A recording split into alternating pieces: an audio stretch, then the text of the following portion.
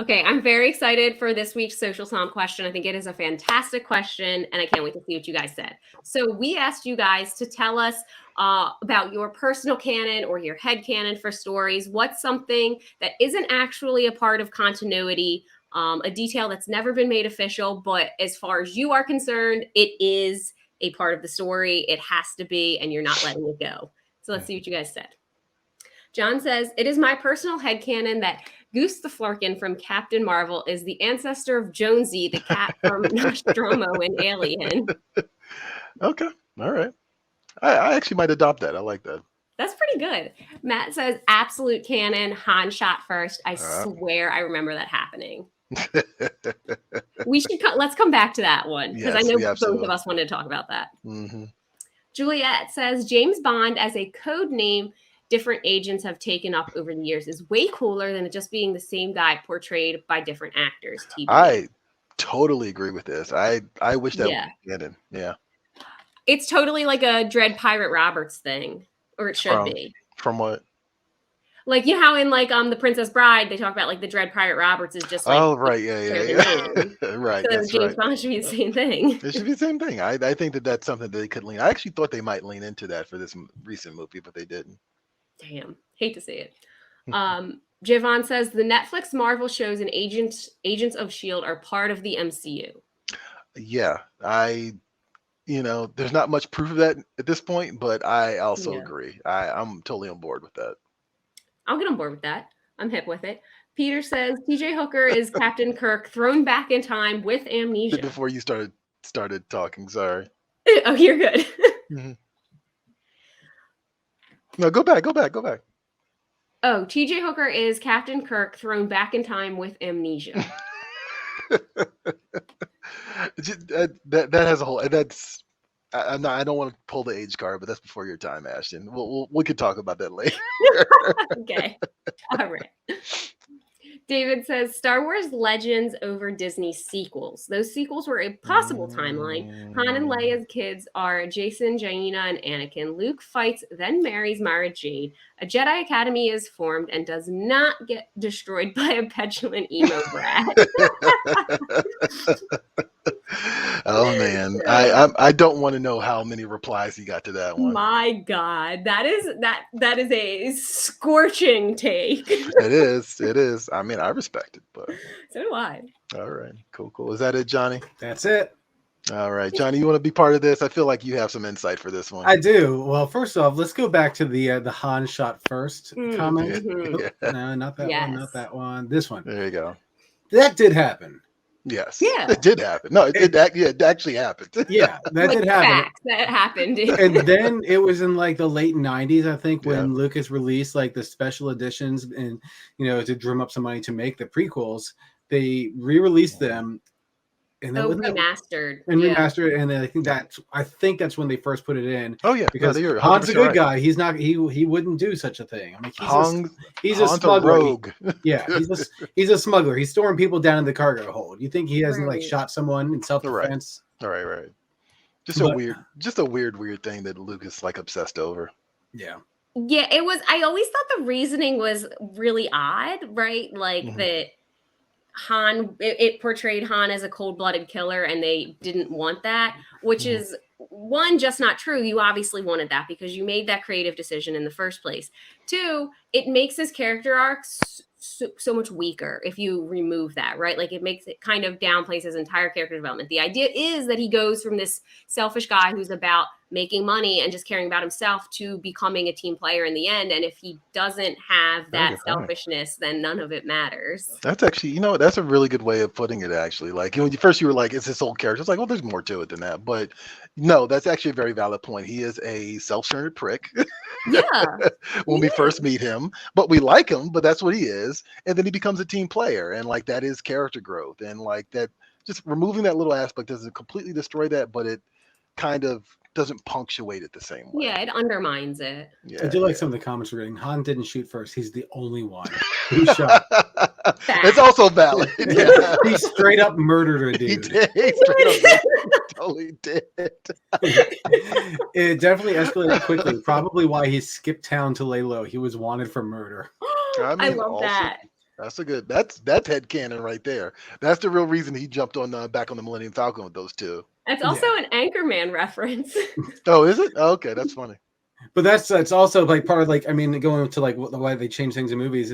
I don't know if you remember E.T., but like when the kids take off at the end to like evade the federal like officers or whatever, like some of the officers were holding guns in the original version of E.T., but they changed it to walkie-talkies later on because they didn't want. Yeah. No, Spielberg backpedaled on that like pretty quickly. It was, I don't know, he was in some weird headspace after 9/11, and then like I think he just let it go. I can understand that. Yeah. My personal favorite headcanon, and I've heard this theory like tossed around, is that the Adventures of Indiana Jones are basically the fever dreams of Han Solo when he's frozen in carbonite. Okay, yeah, I've heard that too. I still love that one. I actually love that too. If someone could commit that to story, I would love that. Oh, like, I'm sure there's fan fiction out there. I'm sure that links it all together. Yeah. I'll Google it right now. I mean, in the movies, there's time lapses from like, especially like Last Crusade. You know, suddenly he's River Phoenix, basically when he was younger, and then suddenly he's an old man. It's just like there's a malfunction happening in the carbonite. Something's not right. It's just not right. Explains all the different women that he's been with too. It's just just drops in. Doesn't matter. Do you want to explain TJ Hooker, or should? Well, I never watched it as a kid. I just know it was a police. I believe it was a drama with William Shatner. Yeah, that's basically all I know about it. That's all it is. It was a cop show with William Shatner. It was somewhat successful, I guess. I don't know how long it lasted, but I do, similar to your Han Solo Indiana Jones story. I think that's also pretty amusing. In terms of personal headcanon, Ashton, you want to go first? No, you can go first because I'm kind of battling between a couple. Okay, all right. Mine is pretty straightforward, and I think, look, you kind of have to have some sort of headcanon dealing with comics, especially comics that have been around for decades. Characters have been around for decades. So for me, I will just use Spider-Man as like the most useful example here, right? And this actually kind of dovetails into the No Way Home trailer a little bit too, because I was watching the No Way Home trailer, and I realized, they're telling the story of one more day, but they're going to make it fun instead of like a source of misery for fans for decades, for years to come.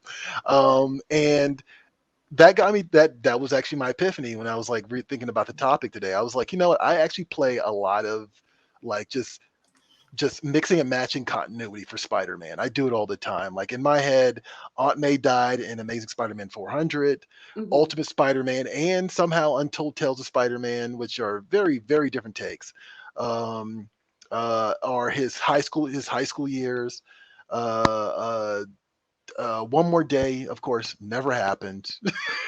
I just plug and play wherever it seems fit. Like, you know, the life and times of Spider-Man, according to me, that's how it works. And I mean, if I really wanted to, I could, the fact that I've been reading a Spider-Man life story, I would say maybe that's his epic ending on top of that, you know? So yeah, it's kind of necessary when dealing with these characters that have been around for a very long time.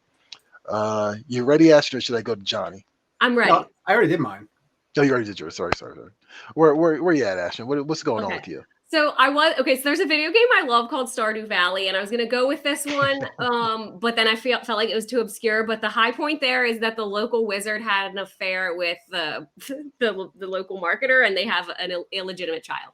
That's neither here nor there.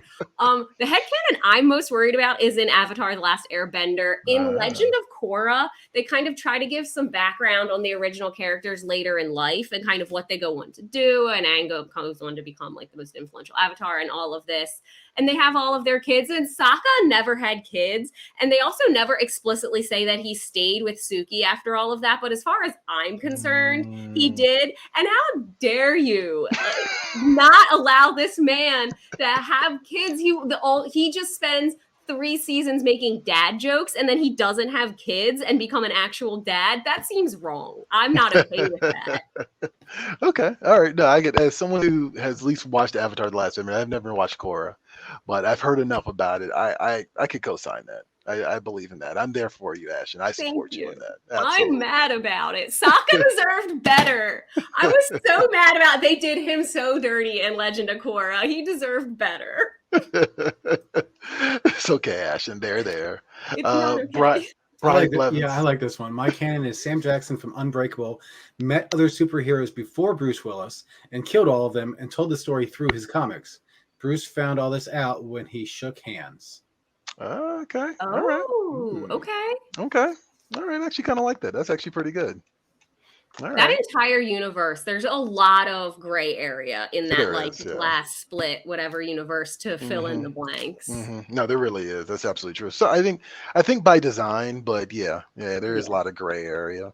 But hey, guys, thank you very much for participating in Social Swamp as usual. It's this is one of those things that I kind of feel like a fun exercise because last week we had someone say that basically their unpopular opinion was that canon is less important than a good story. And so if you have a personal canon that you want to follow because the stories are better, so be it. And we both kind of agreed with that. Yeah. So I just kind of figured let's revisit that because I thought that was a fun one to unpack.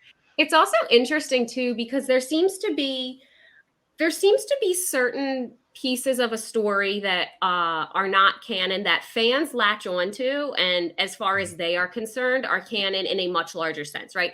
Like it's easy to be like, I personally feel like X, Y, and Z should have happened. But for example, like if you read enough fan fiction surrounding a particular property, you will notice that certain non-canon things show up a lot and very frequently because everyone has kind of collectively decided that this thing that didn't happen should happen. I think that's really interesting when everyone sinks their teeth into it and kind of can create their own like external canon together. No, absolutely. I mean, actually, I think the best example of that actually kind of coming to fruition in a product is Harley and Ivy. Like, absolutely. Since Batman the Animated Series, people have been saying like, oh, they're totally together. This is not just friends. Like, there's so much more. And DC has actually allowed certain iterations of those characters to exist in that form. So it's not always a bad thing. I know sometimes I dog fan fiction and all this other stuff, but I'm guilty of it too, guys. So I'm a total hypocrite. It's the best. I don't know if it's the best, but it's the best. I love when Ashton gets indignant. Like I just love when the fangirl comes out. It's like so great. It makes me feel less alone. Like, just like, okay, Ashton's just as bad as I am. It's okay. 100%. Oh, I'm a mess. Don't forget that you can catch Previews World Weekly streaming live every Wednesday at 4 p.m. Eastern, 1 p.m. Pacific at Previews World on Facebook, YouTube, and Twitch.